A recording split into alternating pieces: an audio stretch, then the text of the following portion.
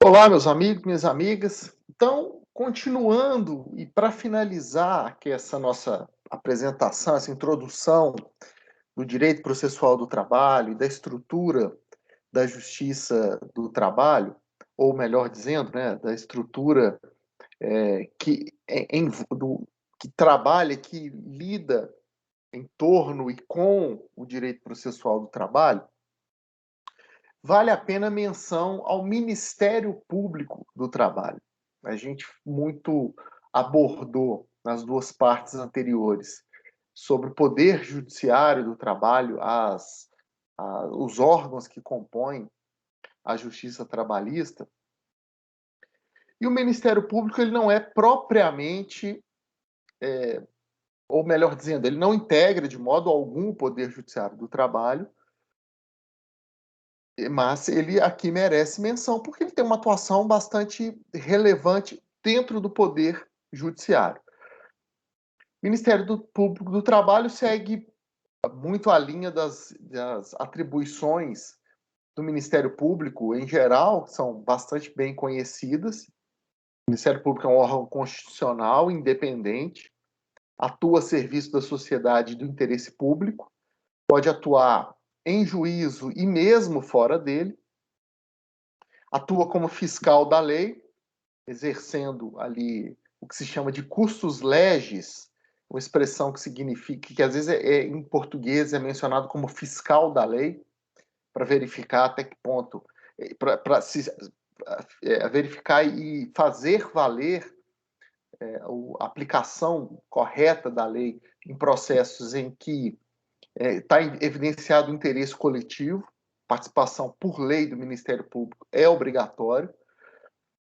mas pode também essa instituição propor a chamada ação civil pública, que são ações em que ativamente o Ministério Público busca em juízo a efetivação da lei do interesse social. Tudo isso que eu venho comentando, né, aparece o Ministério Público em todas as suas áreas, e no Ministério Público do Trabalho haverá essa atuação mais focada no cumprimento da norma trabalhista. E a partir, claro, né, muito do processo direito processual do trabalho. No que toca à atuação extrajudicial, aqui também a gente vai ver uma ação administrativa do Ministério Público, intervindo em situações em que se nota o descumprimento de direitos, especificamente de direitos trabalhistas, e sendo o caso, o Ministério Público adota providências para fazer valer o interesse coletivo. Primeiro, ele instrui, ele instaura o inquérito civil público, que é uma investigação em que o Ministério Público vai avaliar se pode avaliar os fatos e circunstâncias de uma suspeita de violação legal. Constatada uma possibilidade, uma suspeita de violação, o Ministério Público tem a legitimidade de realizar um termo de ajuste de conduta com os particulares, aquele que demonstra, aquele que parece estar descumprindo a norma, pode celebrar uma espécie de acordo, né, um ajuste com o Ministério Público, se comprometendo a atuar de outra maneira. Com isso é interrompida aquela ação que provavelmente que aparenta estar em desacordo com a lei, que é o interesse do Ministério Público, e ao lado do particular é interessante que se evita, que se primeiro se interrompe ali, paralisa o inquérito civil naquele ponto e não se vai adiante com nenhuma ação judicial já buscando a punição daquele particular. Todas as partes, então, chegam a uma situação que lhe favorece, de certo modo, e com resultado rápido, sem que se corra o risco de ir a juízo e haver um resultado negativo. Especificamente do Ministério Público do Trabalho, a gente vai encontrar no artigo 83 algumas atribuições que ali lhe são próprias, né, ali que são peculiares. Que eu havia comentado no slide anterior, é muito atribuições gerais, né? O Ministério Público do Trabalho, claro que ele tem uma atuação específica ali com relação às normas trabalhistas, Mas essa explicação mais pontual a gente encontra no artigo 83,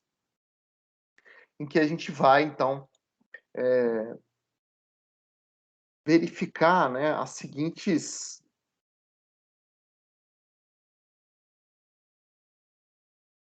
atribuições. Isso eu me refiro no artigo 83 da Lei Complementar 75, de 1993, que é o Estatuto do Ministério Público da União.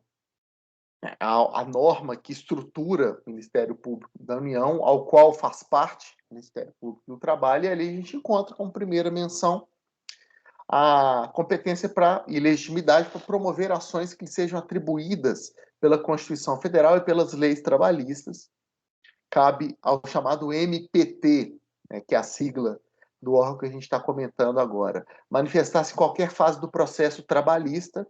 acolhendo solicitação do juiz ou por sua própria iniciativa, quando entender existente interesse público que justifique a sua intervenção. Também pode o MPT promover a ação civil pública, que a gente já havia comentado no slide anterior, no âmbito da justiça do trabalho para a defesa de interesses coletivos, quando desrespeitados os direitos sociais constitucionalmente garantidos. Cabe ao Ministério Público do Trabalho propor as ações cabíveis para declaração de nulidade de cláusula de contrato de trabalho, de acordo coletivo e de convenção coletiva que viole liberdades individuais ou coletivas, ou mesmo direitos individuais indisponíveis dos trabalhadores, o que é uma competência muito importante,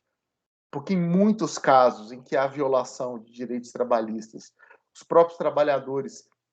quando percebem, porque às vezes eles sequer identificam uma violação legal clara, mas mesmo quando percebem, às vezes se sentem intimidados de buscar alguma providência, com medo de haver retaliação do empregador. E aí o Ministério Público, podendo atuar nesse sentido, é uma forma muito eficaz de se evitar abusos em casos concretos. Adiante,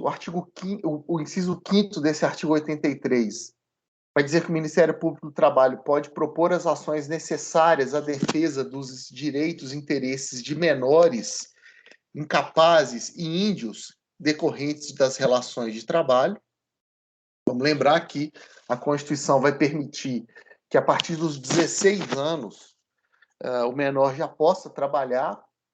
com algumas restrições, e não pode haver trabalho noturno, perigoso, insalubre, mas, salvo esses aspectos pontuais, uma relação de trabalho normal.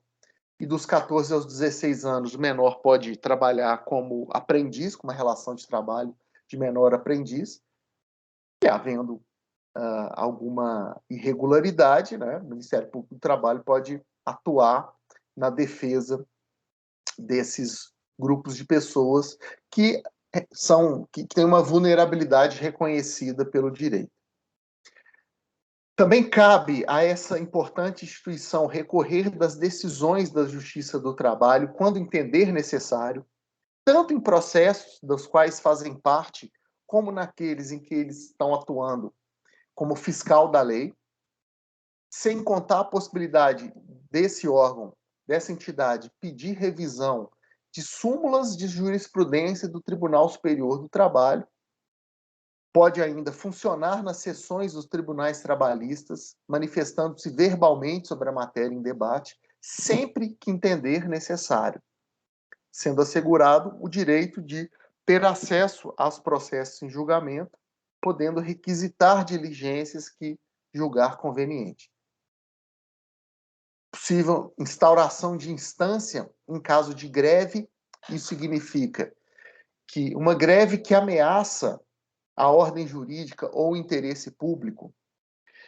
o Ministério Público pode abrir, iniciar o dissídio coletivo, que é uma forma de se provocar, no bom sentido, o Poder Judiciário para analisar a situação e, resolvendo o impasse entre as partes, colocar fim àquela greve. A ação cabível nesse sentido é o dissídio coletivo, que de início cabe às próprias partes proporem, Mas, se nenhuma delas tomou essa providência, o Ministério Público pode tomar a frente e, com isso, evitar ou minimizar que lesões a direitos sociais, né, que lesões à própria sociedade sejam cometidas, né, e se tenham lugar. Antes de comentar as outras atribuições que a gente encontra no artigo 83, só comentar essa foto que aparece no slide, é de uma audiência no Ministério Público do Trabalho, inquéritos civis. A gente nota no canto ali da tela, na esquerda da foto, um senhor de terno, ele é um procurador do trabalho, à direita dele tem um servidor que está ajudando nessa audiência. O Ministério Público do Trabalho, ao instaurar inquérito civil, ele convoca as partes investigadas, testemunhas e todos que mereçam ser ouvidos, e colhem depoimentos e colhem provas, instruem o processo é instruído, e havendo ali havendo a possibilidade, identificando-se que é o caso de propositura de um termo de ajuste de conduta, as partes são convocadas também em audiência, onde esse termo é proposto. A foto me parece ser de uma dessas reuniões em que se discute um termo de ajustamento de conduta, uma vez que quem mais fala ali é exatamente o procurador do trabalho. Em audiências em que estão sendo colhidos depoimentos, o procurador fica mais quieto, a sala de audiência costuma estar vazia, não tão cheia, melhor dizendo, geralmente só com a testemunha, só com a parte sendo ouvida, reuniões em que há mais gente, como se percebe nesse caso, ou é um ajustamento de conduta, ou uma conversa em torno de um dissídio coletivo que não está sendo instaurado, uma controvérsia entre empregadores e empregados, entre sindicatos de empregadores e empregados, que pode chegar a levar a uma greve ou que já tenha levado a esse ponto. Enfim, parece que o procurador do trabalho está buscando, de alguma maneira, a conciliação. E eu já participei de algumas como advogado, né, de partes que estavam sendo ouvidas ou tiveram esses momentos marcados com os procuradores, e é curioso porque as salas de audiência que eu fui no Ministério Público do Trabalho aqui em Minas Gerais são praticamente idênticas a essa, o que me dá a impressão de que a decoração das salas dessas entidades Brasil afora é razoavelmente padronizada. E é isso. Então, achei interessante trazer essa imagem, né, da atuação concreta da entidade, que, entre aquilo que a gente já comentou no slide anterior, pode promover ou participar da instrução e conciliação em dissídios decorrentes da paralisação de serviços de qualquer natureza, oficiando obrigatoriamente nos processos, né, os dissídios coletivos instaurados para